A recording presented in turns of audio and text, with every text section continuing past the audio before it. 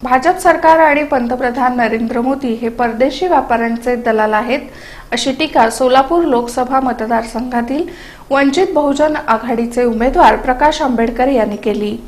उत्तर सोलापूर तालुक्यातील नान्नजमध्ये नान्नज ग्रामपंचायतीसमोर वंचित बहुजन आघाडीचे उमेदवार प्रकाश आंबेडकर यांच्या प्रचारार्थ जाहीर सभा आयोजित करण्यात आली होती। यावेळी प्रकाश आंबेडकर बोलत होते। व्यासपीठावर एमआयएमचे शहराध्यक्ष तथा नगरसेवक तौफिक शेख, डॉक्टर धम्मपाल माशाळकर, निशांत बनसोडे, समीउल्लाह शेख, जावेद शेख, प्रवीण भालशंकर, श्रीशैल गायकवाड, अफजल शेख, कपिल जानराव, युवराज सगट, दिलीप कांबळे यांची प्रमुख उपस्थिती होती। सध्या सोलापूर जिल्ह्यात दुष्काळजन्य परिस्थिती आहे।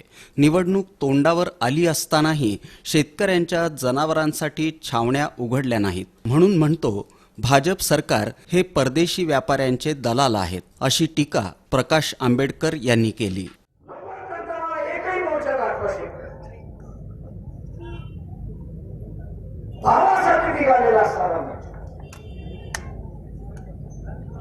सरकारने मोर्चे ज्यावेळेस निघाले त्यावेळेस सरकारने उत्तर दिलं की आम्ही आता विकत घेणारे राहिलेलो नाही। बाजारावरचं आमचं नियंत्रण संपलेलं आहे। बाजारपेठ खुली झालेली आहे आणि बाजारपेठ खुली झाल्यामुळे आंतरराष्ट्रीय शेतकरी सुद्धा, दुसऱ्या शेतकरी सुद्धा आपला माल ह्या बाजारामध्ये येऊन विकायला लागला। यावेळी वंचित बहुजन आघाडीचे पदाधिकारी, कार्यकर्ते, नागरिक मोठ्या संख्येने उपस्थित होते।